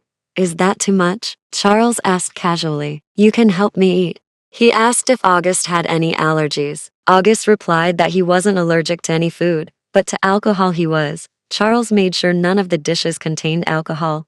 As the plates arrived, Charles kept nudging them toward August. Hungry and hopelessly fond of food, August didn't resist. The portions were small but plentiful. Apparently, this was how rich people ate. At least everything tasted incredible. Charles barely touched his own food, instead watching August eat with quiet fondness. He noticed that August hadn't touched any of the fish and asked, You don't like fish? I do. August replied quickly. I really like it, but I always end up getting pricked or choking on the bones. So I only eat fish at home. My mom carefully debones it for me. Charles nodded thoughtfully. I can do that for you if you want. August immediately shook his head. No, how could I make you do that? Charles ignored him. He picked up a piece of fish, carefully breaking it apart, checking thoroughly for even the smallest bone before placing it gently onto August's plate. August felt warmth bloom in his chest. Thank you, he murmured. How am I supposed to get rid of these feelings? He thought, when he's this kind to me. Charles barely ate anything himself. He spent most of the time quietly deboning fish for August and watching him enjoy his meal. After they finished eating, August excused himself to the washroom to floss and rinse his mouth as he always did after meals. While August was gone, Charles sat alone at the table, staring at the gift box beside him. He had been rehearsing this moment in his head all day. How to hand it over, how to wish him a happy birthday. Before he could overthink it any further, August returned. Charles stiffened. It was now or never. He stood and held out the box. Happy birthday. August froze, staring at it. It really was for him, and when Charles said the words, something inside August loosened, as if he'd been waiting all day to hear those words. Can I open it? He asked softly. Of course, Charles replied. August carefully peeled back the wrapping, trying not to tear it in his excitement. Inside was a set of bracelets, each one different, made from different materials. I noticed you always wear bracelets, Charles said nervously. I thought you liked them, so I hoped you would like these too. August loved bracelets. He never left the house without one. How did he notice? I really like them, August said honestly. Thank you. Charles exhaled a breath he hadn't realized he'd been holding. August looked up. How did you know it was my birthday? Charles sheepishly admitted. Everyone who works in the palace has a background check. I might have glanced at your file. Then, more quietly, I'm sorry you had to spend your birthday here with me, instead of your family and friends. August shook his head. It's fine. My birthday has never been a big deal. It's just another day. Charles suggested. We should at least get a cake and a candle. You can make a wish, he quickly added, a little flustered. That is, if you want to. It's okay if you don't. I want to, August replied immediately. Charles smiled, clearly relieved. There's a dessert cafe next door. August nodded. Charles texted Caroline to let her know where they were going, paid the bill, and the two of them left the restaurant together. At the cafe, August had been hoping to get a slice of his favorite Oreo cake. Instead, when Charles learned it was his favorite, he ordered an entire cake. He even asked for a birthday candle and a box of matches. Charles fumbled with the matchstick, struggling to get it to light. August offered, I can do it if you want. No, Charles said immediately. I want to. August couldn't help but chuckle as he watched Charles persist, wasting almost the entire box of matches before finally succeeding. When the candle finally lit, Charles looked absurdly proud of himself. He carefully lifted the cake toward August. Make a wish. August closed his eyes. He couldn't think of anything to wish for. The only thing he truly wanted now was something he couldn't have, so he wished instead that everyone in his life would be happy. He opened his eyes and blew out the candle. What did you wish for? Charles asked. August smiled faintly. It won't come true if I tell you. August cut a slice of cake for Charles first, then one for himself. He noticed Charles only took a single bite, barely eating any more. Is something wrong? August asked. It's too sweet, Charles admitted. I don't really like overly sweet things, August winced. If I had known, I would have gotten something less sweet. Charles shook his head. It's fine. I don't really like cake in general. He paused, then added softly, but I wanted to share something you love. That made August's chest feel warm and fuzzy. Eventually, Caroline came to meet them, her date over. Her eyes immediately landed on the gift box in August's hands. She gave Charles a knowing smile before leaning close to August and whispering, he made those bracelets himself. He spent days learning how to make them. Before that, he was panicking about what gift to get you. August froze. He made them himself? Why would Charles go to such lengths for him? August was dropped off at home first before Charles and Caroline returned to the royal residence. On the drive back, Caroline glanced at Charles. So, tell me everything. Did anything happen on your date? Did you tell him how you feel? Nothing happened, Charles replied quietly. And no, I didn't tell him. Why? Caroline asked. He already knows there's nothing between us. We're still engaged, Charles said. If we're going to be together, I don't ever want him to doubt us. I want to love him openly. I can't do that while I'm still engaged to you. And what if someone else snatches him away before then? Caroline asked. She sighed. You could break off the engagement now, you know. Charles shook his head. After everything my mother has invested into this marriage, she wouldn't allow it. If we end things, it has to be in a way she can't interfere with. Caroline raised an eyebrow. How? We break it off at the wedding, in front of everyone. Caroline smiled approvingly. Then I'll make sure no one snatches August until then. At home, August celebrated his birthday again with his parents before finally retreating to his room. As he got ready for bed, he picked up Charles's gift and examined each bracelet carefully. That's when he noticed it. Each one had his initials delicately carved into it, and they smelled like Charles. Had he sprayed his perfume on them? Or did they smell that way simply because Charles had spent days handling them? August smiled to himself. He couldn't wait to wear them when he went to the royal residence the next morning. The next morning, Charles hovered at the door, peering out, eager to see if August had worn any of the bracelets he had given him.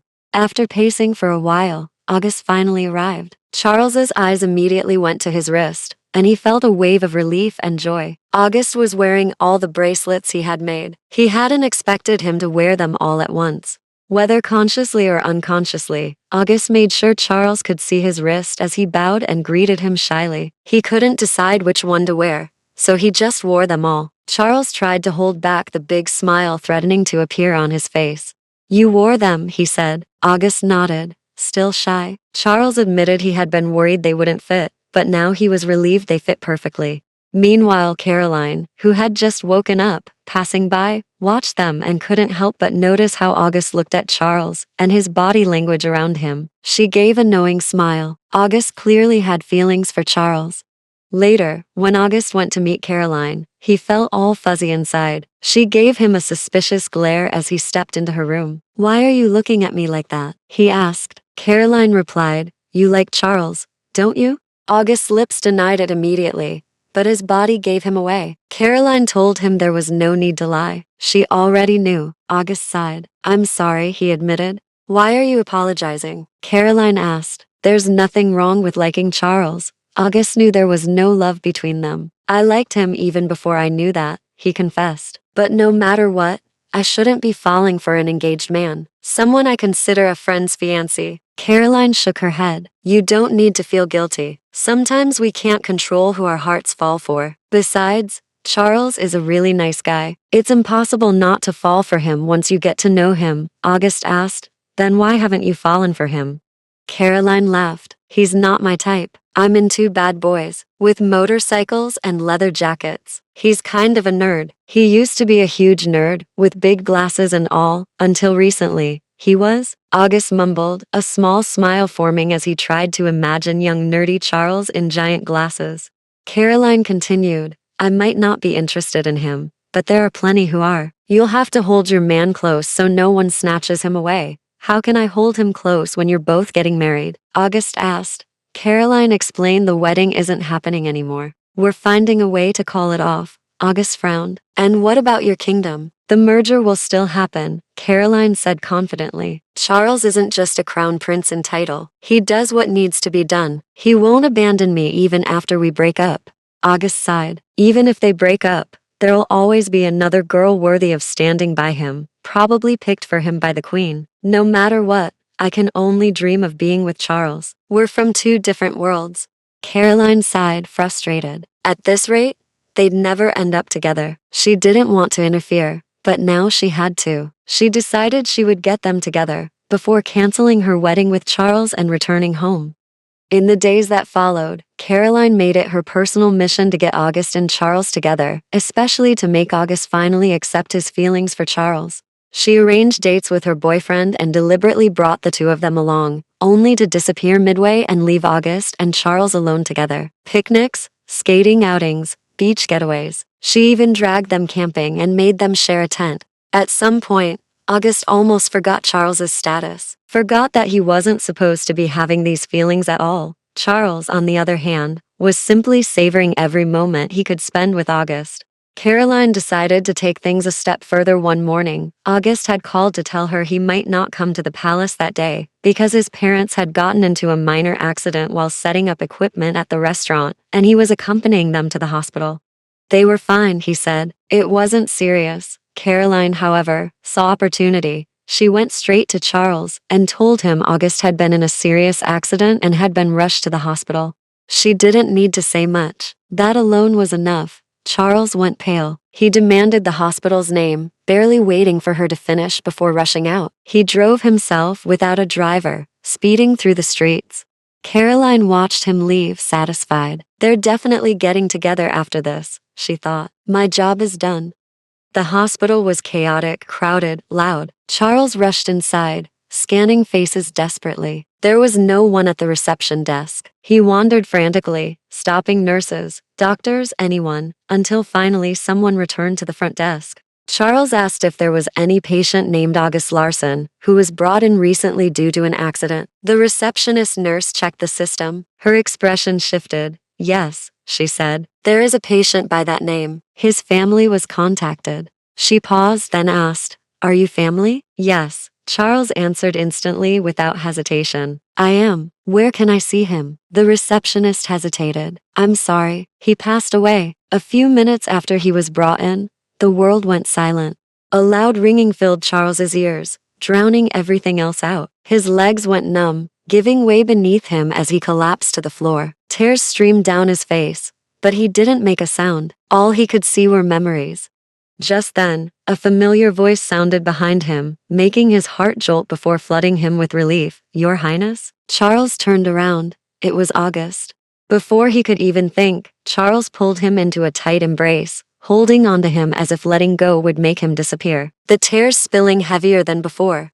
August froze, startled and confused. Your Highness, he murmured, before gently patting Charles's back. What happened? Why are you here? Charles pulled back only to immediately check August from head to toe, his hands hovering anxiously. Are you hurt? Anywhere? Why are you at the hospital? August quickly explained about his parents' minor accident and how he had brought them in to be checked. I told Caroline, he added. Everything clicked. Charles clenched his jaw. He realized immediately what Caroline had done. He would deal with her later.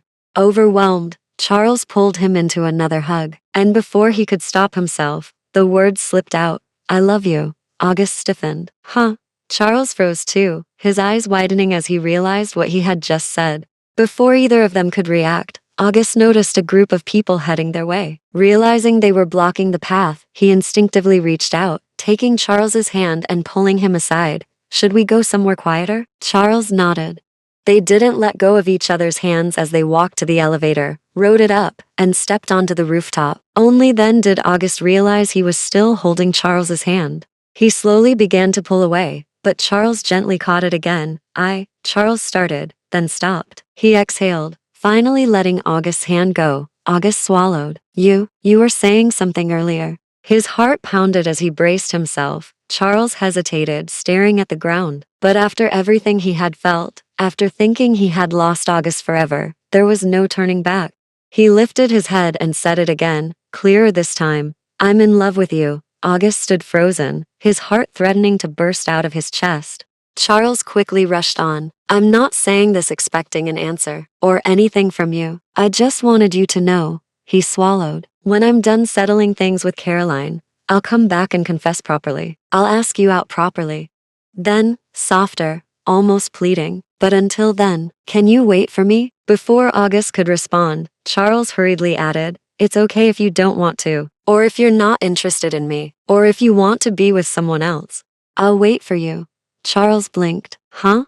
August pressed his lips together, his ears burning. After a moment, he spoke again, voice quieter. I've fallen in love with you too. Charles was stunned. For a moment, he simply stared at August, his breath uneven, a smile slowly spreading across his face as happiness flooded him all at once. I'm sorry, he finally said, laughing softly under his breath. I don't know what to say. Thank you. I don't know how to act right now. August, still flustered himself, couldn't help but chuckle at Charles's reaction.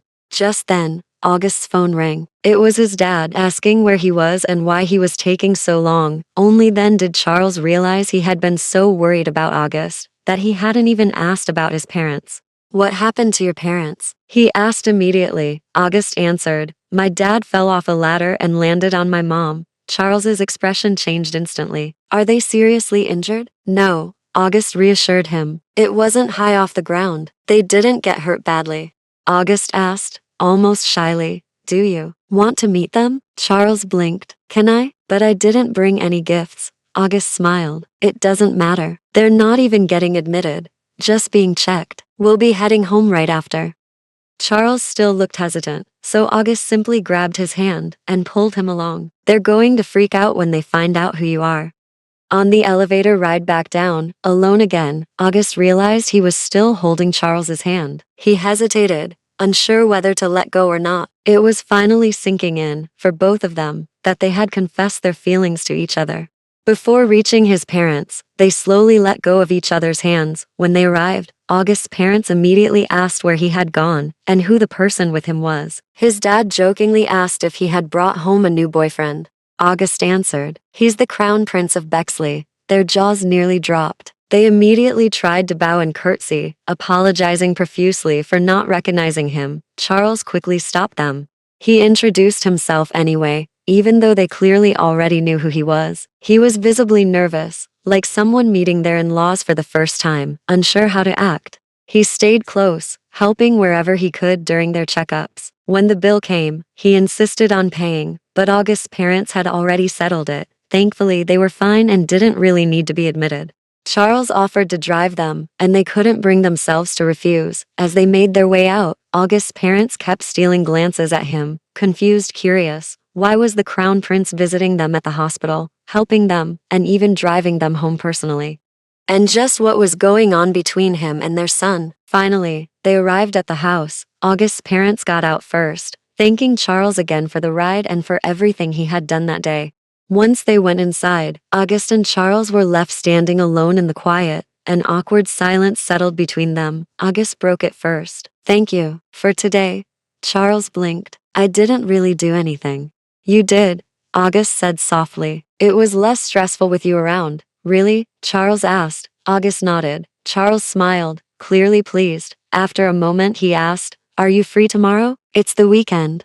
August nodded again. "Do you need help with anything?" Charles hesitated, then asked August if remembered that romance book he spoke about, the one being adapted into a movie. August remembered. Charles hesitated again. He knew August had declined before, but he still wanted to ask again. "It comes out tomorrow. Would you like to watch it with me?" August hesitated, lips pressed together, then nodded.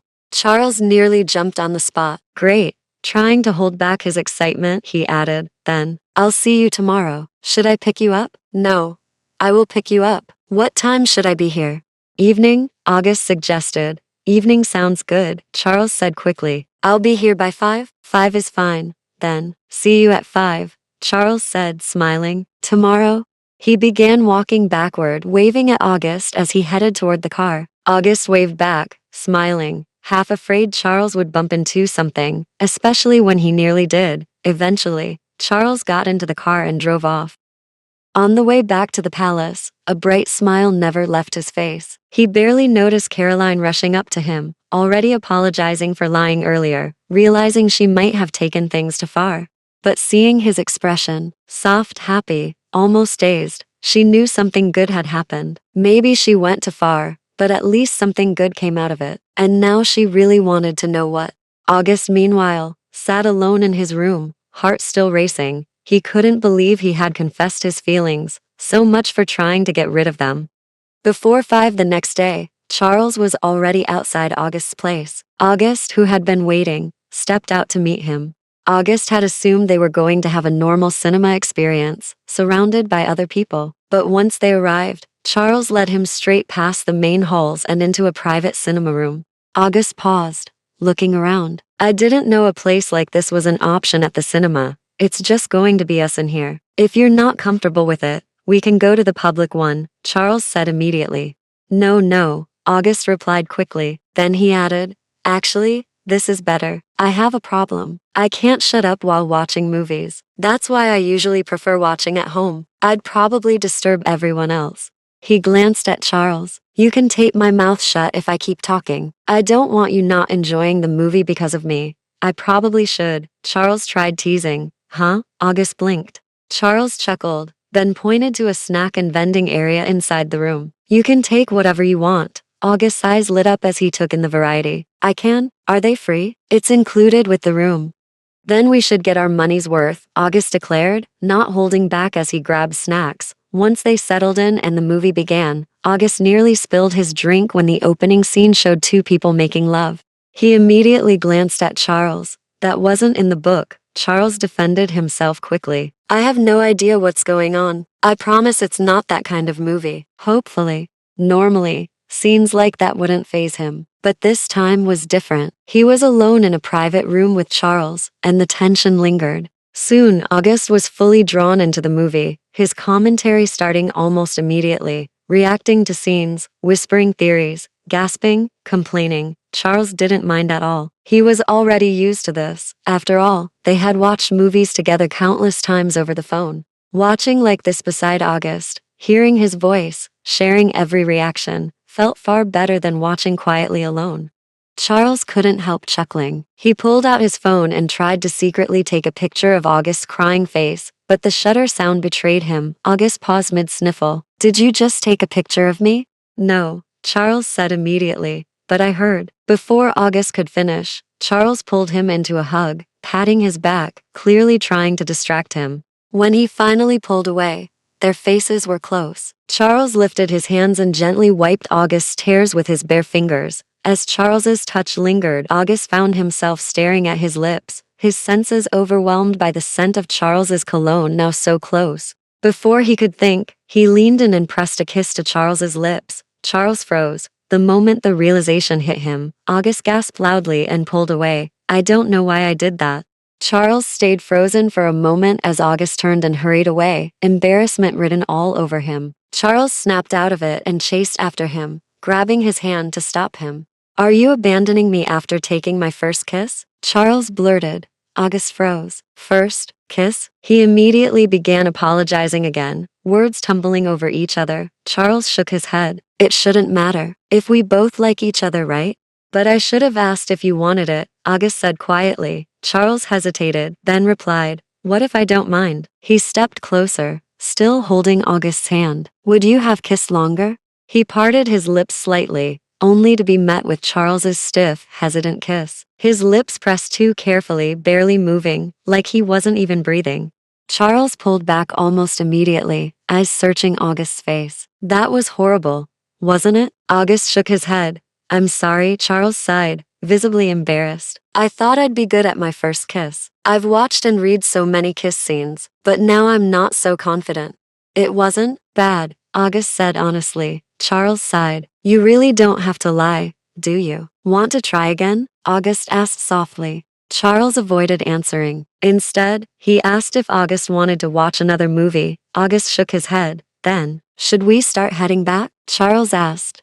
August didn't answer. He just stared at Charles for a moment, then suddenly reached up, grabbed his face, and pulled him into another kiss. Charles was taken off guard, stiff at first, but slowly he followed August's lead. The kiss deepened, no longer hesitant. August kissed him softly but with confidence, guiding him, unhurried and passionate. They moved closer and closer until there was no space left between them, Charles's arms wrapping around August's waist without him even realizing it. When August finally pulled back, Charles followed his lips instinctively, not ready to let go yet. He could barely open his eyes as the kiss ended. His breathing was uneven, lips red and swollen, his head spinning. His knees felt weak. His entire body felt warm and fuzzy. Kissing felt incredible when it was done properly. Noticing his state, August asked casually, Are you okay? He himself wasn't okay either, but he was pretending to be. Charles shook his head. No. Then, instead of saying anything else, he stepped forward and hugged August tightly. Just then, the door opened. A staff member walked in, breaking their embrace, informing them that their time was up and asking if they wished to extend it. Charles looked at August questioningly. August turned to the staff. We won't be extending. We'll be leaving now. He grabbed his bag, then reached for Charles's hand, pulling him along. The car ride home was quiet. Charles replayed the kiss over and over in his head, unable to stop. His lips still tingled. He wanted more. Was kissing always this addictive? Or was it just because it was August?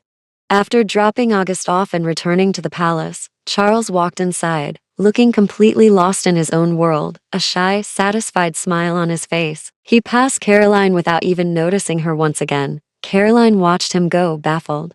That night, Charles couldn't sleep. He tossed and turned in bed, touching his lips, replaying the date, the kisses, the way August felt in his arms. He wanted more. He wanted every second with August. He wanted the world to know who he loved. He didn't want to wait anymore. He wanted to give August certainty, security.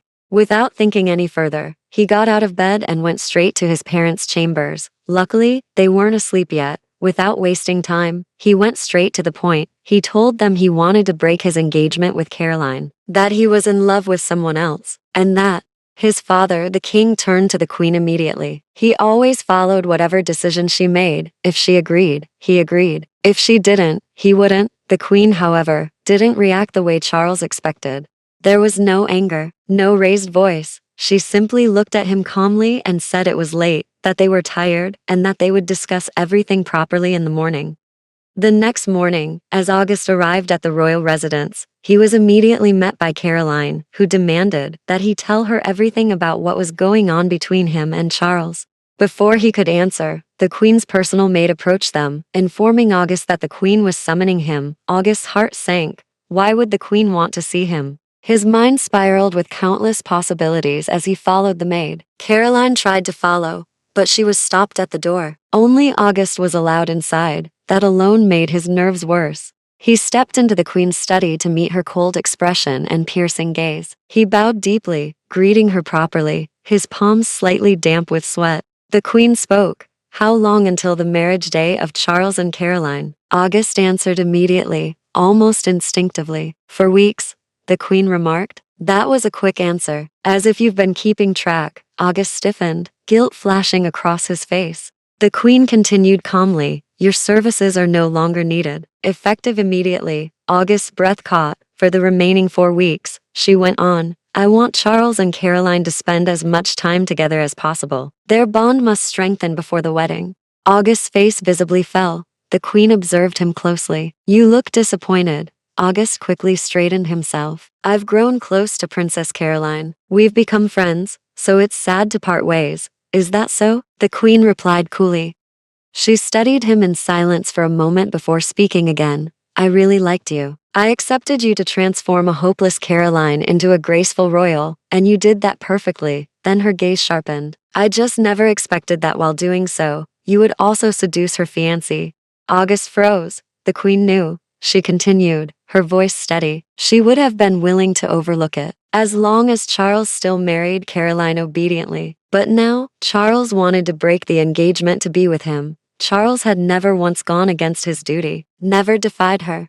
She told him plainly that he and Charles could never be together. Even if the marriage with Caroline were cancelled, Charles would simply marry another woman of equal standing, someone suitable to stand beside him as a future king. They came from different worlds, different statuses. A relationship like theirs would never be accepted. You've enjoyed your time with Charles, she concluded, but now, it's time for you to disappear from his life. August stood there quietly, absorbing every word. He knew she was right. He had known it from the very beginning. He should have buried his feelings the moment they surfaced instead of letting them grow. He never should have allowed himself hope that he and Charles could ever be together. Caroline, who could barely make out what was being said inside the room, immediately went to call Charles. She returned with him just as August stepped out. August's face was tight, holding back tears. The moment he saw Charles, he hastened his steps, getting away before the tears could fall. Charles noticed immediately. He caught up to him, grabbing his hand to stop him. By then, tears were already slipping down August's face. August turned his head away, trying to hide it, but Charles had already seen. Concern flooding his expression, Charles gently cupped August's face, wiping away the tears. What happened? He asked softly. August pulled back at once, stepping away from his touch. Did my mother say something to you? August answered. She said what I needed to hear. A reality check. Charles's chest tightened. He understood immediately. He reached for August's hand again. You're not leaving, right? His voice dropped. You're still waiting for me? August shook his head. No, he said quietly. I shouldn't have said that. He forced the words out. It's good we never really started anything. We can stop here. Go back to our own lives. Charles frowned. What if you don't have to wait anymore? I can talk to my mother. I can convince her to accept us. August looked at him. Even if she accepts us, it won't change anything. The world won't. We'll always be judged, watched, pointed at. It will affect you, as a future king. And no matter what, I'll never be fully accepted as your partner. We'll never have peace. He waited for Charles to argue, to insist, but Charles slowly let go of his hand. He didn't say anything, and somehow, that hurt more than if he had fought back. That was what August wanted, him letting go, but it still hurt. Of course, in the end, Charles would always choose his duty. August hesitated for a moment before turning away, then walked off. As soon as he was gone, Caroline rushed to Charles. Go after him, she said urgently. Stop him. Convince him. Charles shook his head. He's right. He'll always be uncomfortable, Charles continued, always doubting himself, always exhausted by the scrutiny, and he will be an easier target than me. If we're going to be together, I need to remove every fear, every doubt, every problem he'll face. Caroline sighed. By then, someone else might snatch him away. Charles made his way toward his mother's study. Meanwhile, Caroline ran after August. She caught up to him and blurted, half joking, Are you breaking up with me too? Just like you broke up with Charles? August stopped. The next second, he pulled her into a tight embrace, letting himself cry. The sobs were loud now, unrestrained. Caroline wrapped her arms around him, gently patting his back, holding him as he broke down, unsure how to fix anything. Charles went straight to his mother. No matter what you do, he said firmly, I am not marrying Caroline, or any other woman you decide to choose for me. The Queen studied him quietly. You've always known my romantic preference, Charles continued. You chose to ignore it. I followed every arrangement because I had no one I wanted to love, no one I wanted to protect. But now I do. His mother replied calmly, You are choosing love over duty, a love that will not last. I am not abandoning my duty, Charles said immediately. The merger will happen. Every responsibility I have will be fulfilled. I will prove that I can be a competent crown prince and a future king while loving the person I choose. You may pursue love, the Queen said, but your kind of love will never be easy to accept, especially with your status. For the next few weeks, Charles buried himself in work, waking early and returning to his chambers long after midnight. Meetings about the merger filled his days, with negotiations dragging on as the King of Carrington, Caroline's father, had grown reluctant after Charles called off his engagement to Caroline.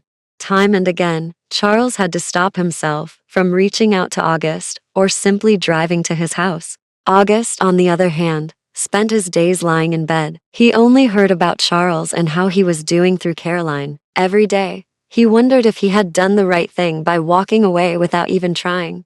The night before the official merger ceremony, with everything finally set, Caroline dragged Charles to a bar party to help him loosen up and celebrate. He had been unnecessarily overworking himself, barely eating or sleeping, just to keep busy. When they arrived, Charles felt out of place. It was his first time in a bar, so he sat quietly while Caroline talked with her friends. He didn't realize when he absent-mindedly finished a whole glass of a cocktail, placed in front of him, only noticing when one of Caroline's friends pointed out that he had drunk hers. Embarrassed, Charles immediately apologized, but she didn't mind. Caroline, however, checked on him. She had never seen him drink before and wondered how well he could handle alcohol. Charles seemed fine, until a moment later, when the sound of a microphone rang out. Charles was suddenly standing at the karaoke mic, clearly drunk, his face flushed. He announced that he wanted to sing a song dedicated to August, the one he loved. Before singing, he began talking, reminiscing about their first meeting. He spoke about how he had developed a huge crush right away and couldn't sleep that night, waiting eagerly to see August the next day. He knew August was embarrassed by their first encounter and avoided him, so the only way he could be close to him, without being obvious, was riding home together in the car. August's presence alone made him so flustered that he pretended to read a book just to hide it. He confessed that he wasn't really reading.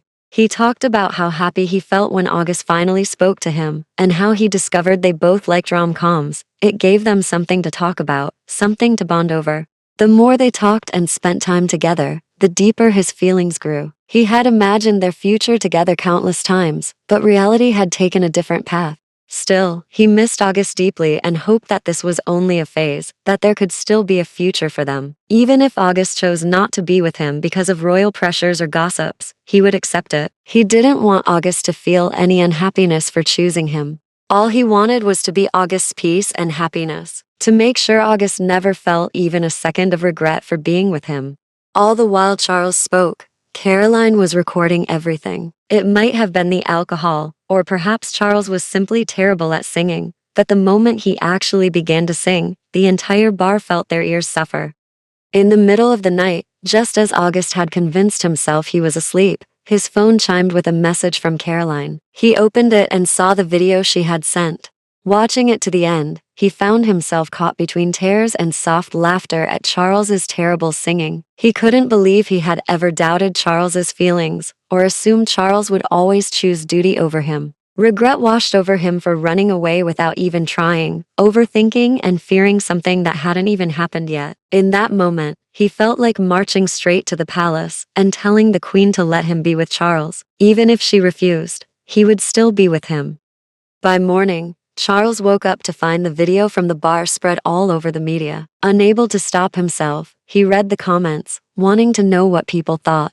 Most of them were kind and supportive. There were a few bad ones, but the support overwhelmed everything else. Many had already guessed from the video that the person he was talking about was a male, and he was someone from a royal family. As expected, the queen was furious. She had already questioned Caroline, who defended herself, saying she hadn't posted the video. It was likely someone else from the bar. Many people had been recording Charles that night, and there was no way to know who had shared it. The queen went to Charles, openly expressing her disappointment. First, for getting drunk in public and behaving recklessly while carrying his royal title, and second, for speaking about his male lover, especially on the night before his first official media appearance at the ceremony. Together with the royal secretary, she had already planned damage control. Charles was to deny that the person he spoke about in the video was a man, and claim it was a woman instead. It would be Caroline, or, if needed, a noble lady she would choose. Someone Charles would no longer be allowed to refuse. Charles didn't argue. He stayed silent, already having his own plan. During the ceremony, when reporters asked who the person he spoke about in the now viral video was, whether it was truly a man, as people believed, and if that person was of noble background, Charles answered honestly. He defied his mother and spoke the truth, asking for the same support people had already shown him, now that they knew he was the crown prince. The queen was furious at Charles's defiance. For days after, she refused to speak to him and ignored him completely, till Charles suddenly fell ill, probably from overworking his body with little to no rest. Caroline didn't hesitate to tell August. The moment he heard, August was already on his way. He had been putting off going to the palace. Brave one moment, a coward the next. This became the push he needed. When he arrived, he expected to be stopped at the gates, but he was allowed in without question, even without an escort. As he walked inside, he ran into the queen. He had practiced over and over what he would say to her, how he would tell her he was staying with Charles no matter what, unless Charles himself no longer wanted him. But standing before her now, his limbs froze and his mouth refused to move. The queen only gave him a long look before walking away. August was left confused. She didn't scold him or order him out. When he finally entered Charles's room, he found him asleep in bed. August moved closer quietly and placed a hand on his forehead. He was burning up. Charles stirred and opened his eyes, clearly surprised. "August," he whispered. "It's me, Your Highness," August replied softly. "Is this a dream again?" Charles asked. "Again?" August said with a light smile. "Have you been dreaming about me?" Charles sat up and cupped August's face. "You're really here?" "Of course I am," August answered, holding the hand on his cheek as he sat beside him. Charles stared at him for a long moment before tears suddenly slid down his face, catching August off guard. What happened? August asked. Instead of answering, Charles pulled him into a tight embrace. I thought I wouldn't get to see you again, he said quietly. If you leave again, I don't think I'll be able to let you go so easily this time. August told him he wouldn't be running away anymore. He apologized for thinking only of himself, for not considering what Charles wanted, and for being a coward. He wanted to take back everything he had said before. He didn't want to stop seeing Charles, and he admitted that he had imagined a future with him a million times too.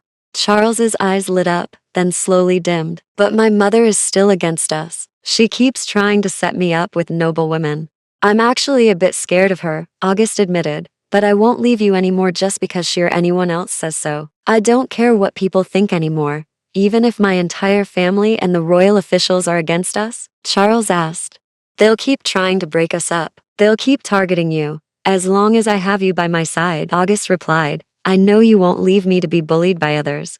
I never will, Charles said softly. But, won't you get tired? Or regret it? August shook his head. Never. Relief washed over Charles's face as he pulled August into another embrace. August couldn't help noticing how hot Charles's body was. How did you get this sick? He asked. Did you see a doctor? What did they say? Charles said he was fine, that the doctor had only told him to take his medicine and rest. August insisted he do just that, gently guiding him back into bed and tucking him in. Charles held onto August's hand. I'm scared you'll be gone the moment I close my eyes. I'll still be here, August promised. I do have to go home, but not until you wake up. Charles didn't let go, looking at him with pleading eyes. August smiled and climbed into the bed beside him, threading their fingers together. Charles froze for a moment, then turned to face August with a weak but amused smile. Charles just kept staring at August. August gently brushed his hand over Charles's eyes, trying to close them, but Charles kept opening them again just to look at him. They both chuckled. I think I got sick because I missed you too much, Charles said quietly. I already feel better now that you're here. With me. August gave a mischievous smile. Do you want something that'll make you feel even better? Before Charles could ask what he meant, August leaned in and placed a soft kiss on his lips. Charles froze, caught off guard, then slowly licked his lips. Do you feel it? August asked. Charles shook his head. Oh. The next moment, August's face was suddenly caught between Charles's warm hands and pulled forward, lips crashing against Charles's feverish ones. August barely had time to register it as Charles kissed, desperate, hungry, as if he'd been holding himself back for far too long. The kiss deepened quickly, Charles taking the lead, pressing closer, not giving August a second to breathe, as if afraid that if he stopped, August might disappear again. It was intense, all pent-up longing and want, and August felt himself melt before instinct kicked in. He pulled back, breath uneven, chest rising as he tried to catch air. Charles froze instantly, panic flashing across his face. What's wrong? He asked quickly. Was it bad again? August shook his head almost immediately. No, it wasn't. Charles hesitated, then looked away, shy, ears faintly red. I've actually been practicing. August blinked. Practicing? A pause. With who? Not who, Charles replied. I'm too embarrassed to say. After talking quietly for a while longer, the two of them eventually fell asleep beside each other. They were woken by a palace staff member, who said the Queen wanted Charles to come for dinner to take his medication, and that August was to come along as well. Both of them were surprised, unsure of what she planned to do. Charles walked out, holding August's hand, keeping him slightly behind him. When the Queen saw them, she said dryly, You can let go of him. I'm not going to eat him, then gestured for them to sit. August quietly told Charles he was fine, and only then did Charles release his hand. August sat stiffly, trying to hide his nerves. The Queen's gaze was intimidating. She used to be kind to him, but now it felt different. As the food was served, the Queen asked August if he truly loved Charles. I do, August answered without hesitation. She then asked why he had come back after leaving before. August admitted he had been a coward then, but now he was willing to do anything to stay with Charles.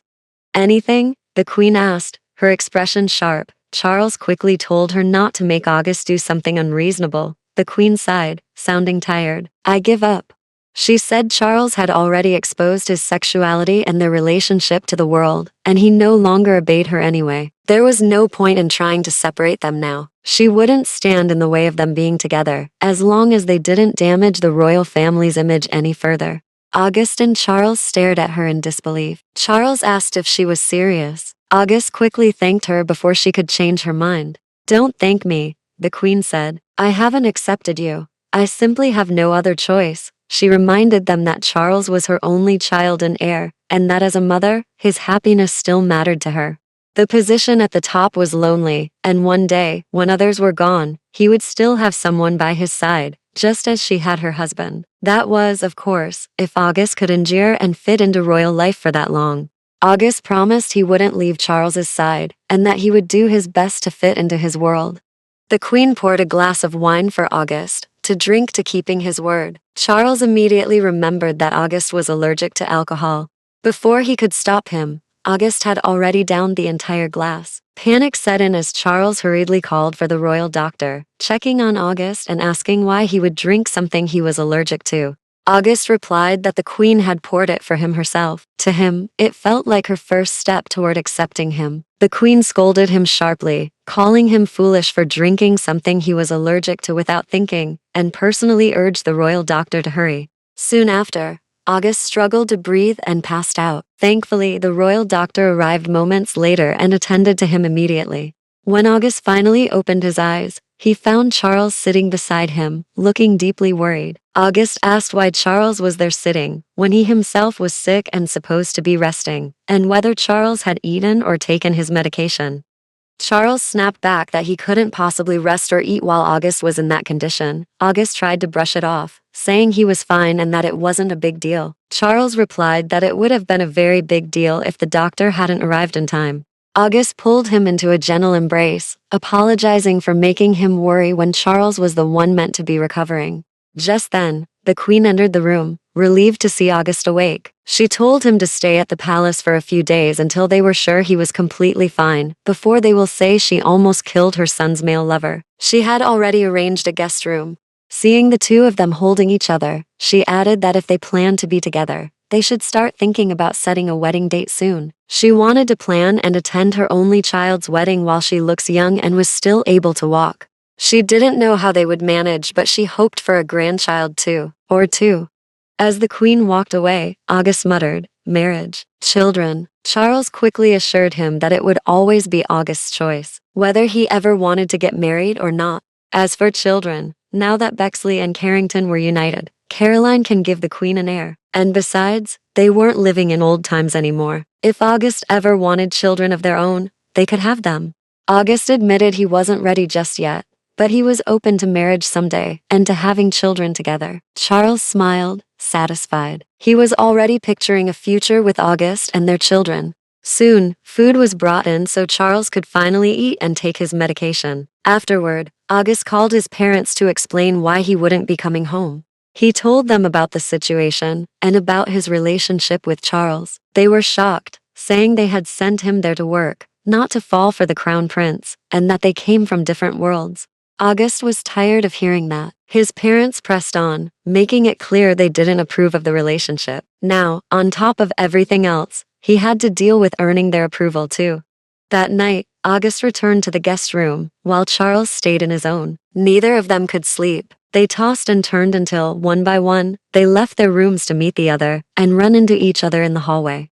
They both admitted they couldn't sleep and were worried about each other. Charles hesitated before asking, "Should we sleep together?" "Just sleeping." August smiled. "I was thinking the same." They took each other's hand and walked back to Charles's room together. When they lay down, they didn't let go. They simply faced each other, hands still intertwined, their faces close enough that August could feel Charles's warm breath. They stared at each other in silence, and slowly the air between them changed, grew heavier, charged with tension. August felt it first. If they kept looking at each other like this, it wasn't going to be just sleeping. "Maybe we should sleep facing away," he said suddenly. "Why, nothing," August replied quickly, already turning onto his side. A moment later, arms wrapped around him from behind. Charles pressed closer. Then softly, he whispered, "I love you." August's chest felt warm, fluttering. He hesitated only a second before turning back just enough to face Charles. I love you too, he murmured, pressing a quick, gentle kiss to Charles's lips before turning away again, afraid it might become more if he lingered.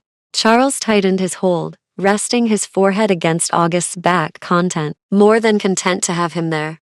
Caroline could barely contain her excitement when she learned the Queen had finally approved of their relationship. She immediately claimed the role of maid of honor for herself, should they ever decide to tie the knot. August's parents remained firm in their refusal until Charles visited them personally. He stood before them not as a crown prince, but as a man asking to love their son. He promised to protect August, to care for him, and to never let him stand alone. They didn't hesitate after that. August no longer returned to the royal residence as an etiquette teacher, but as the future king's partner. The Queen herself began guiding him through his future roles and responsibilities. She was strict as ever, but beneath it, August could sense her careful, reluctant acceptance. The royal family and officials were far less difficult than he had feared. With the king and queen's stance made clear, the rest had no choice but to follow. Charles could now freely take August on dates as lovers, without hiding, openly showing his affection and love anytime and anywhere.